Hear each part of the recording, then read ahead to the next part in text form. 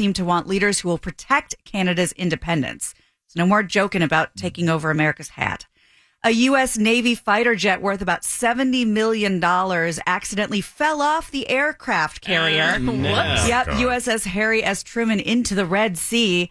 This happened yesterday while the jet was being pulled out of the hangar and the crew lost control, which caused the jet and its 2 tractor tugs to roll into the water. Oh, so it wasn't even from like a landing or anything. No. Just fell off. That's even worse. Yep. Just rolled off. 2 sailors escaped. One got minor injuries. The Navy's investigating what went wrong. And by the way, this is the second time Super Hornet jet has been lost from the Truman's Group during this mission. Yeah, Wow. I saw a video. This is not recent. At least I don't think it was recent. But this plane came in, landed on the carrier, and the cable snapped. Oh, no. Couple things. Number one, I mean, one of those dudes on the deck could easily lose a leg or get killed because that cable is whipping and it'll just take somebody out. This guy jumped it. Wow. Like so he saw the cable and he just it's like in super slow motion. hero. Badass. But then there goes the plane right over the edge of the carrier. Did the pilot eject? Right into the water. The pilot's fine. Yeah. Well, Plane's done. Everything I know about flying onto aircraft carriers I learned from Top Gun. Yeah, And same. especially the newer one, they make that stuff look so sexy. I mean, of course, when you have Danger Zone playing in the background, it's going to look great. But watching something like that roll into the sea has to be so embarrassing. Yeah, what's the most expensive piece of equipment you've broken at work? I think probably $7,500 television. I dropped it. $7,500? Yeah, I dropped it from like some storage. I don't know. Remember, I told you I have a forklift license. Yeah. And, that's right. Yeah. And I wasn't really paying attention. Is it still current? Yeah, is that good for You life? have to recertify? I don't know if you have to recertify. I think you just get it. Just how I got it. I got taken to like some warehouse and I had to go through like an obstacle course. Cool. And like do it. And Did you then ever think about buying your own forklift? No, but that'd be kind of cool. Riding around the neighborhood. My dream is the golf cart, but I know, maybe I right. should switch to forklift. You could put your license on a lanyard, wear it around your neck.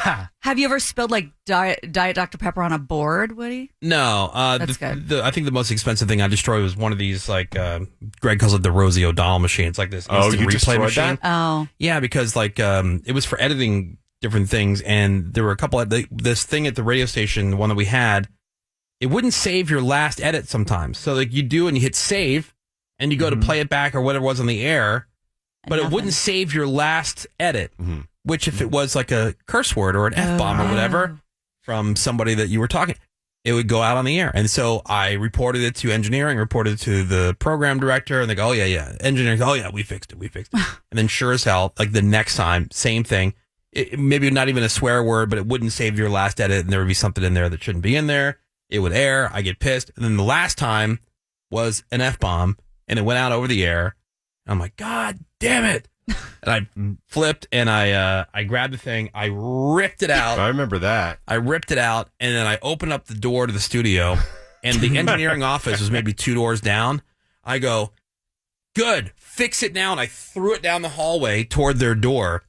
And the engineer freaked out. He was trying to get me fired. But then the general manager of the station's like, is it not fixed? I'm like, it's not fixed. An F-bomb just went out over the air. And I did the edit. You could see it in here, but it didn't save it.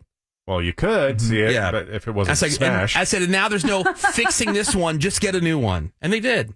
I like that. But man, I raged out hardcore. 3 strikes, you're out. That's called problem solving. But that was the most expensive thing. That was like, I've broken like keyboards and stuff. Remember that we were finding letters forever. Oh, yeah. Like in a fit of rage, you broke a keyboard? It was like slammed on the counter. Where's this one? I haven't seen this one. No. Not, yeah, he was very breaky before he got here. No, it wasn't here. We shared the studio at this time. Like now we have our own studio. Yeah, here it was headphones. He smashed the headphones. Yeah, I missed everything. The keyboard is because somebody had spilled something in the keyboard, so you're going to type something, and then like it would just get stuck. So I'm like, all right, fine. I just took a pair of scissors. I cut that thing. I took it and I threw it. That happened in the office as well. And it looked like fireworks because like the letters were going everywhere.